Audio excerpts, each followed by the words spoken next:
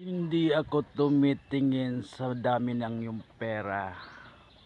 Tumitingin ako sa galing mong makisama. Lalo ganyan, oh. Work. Kahit gaano kahirap pa ng trabaho, kung magaling makisama ang yung pinagtatrabahuhan, parang magaan lang yan. Pero kung napakahirap naman ang amo mo makisama,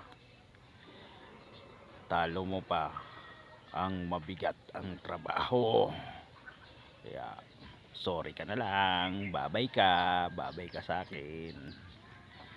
Dito muna ako sa bahay, upo. Trabahuin nyo na mag-isa yan, kayo ang magaling. Ako dito pahinga.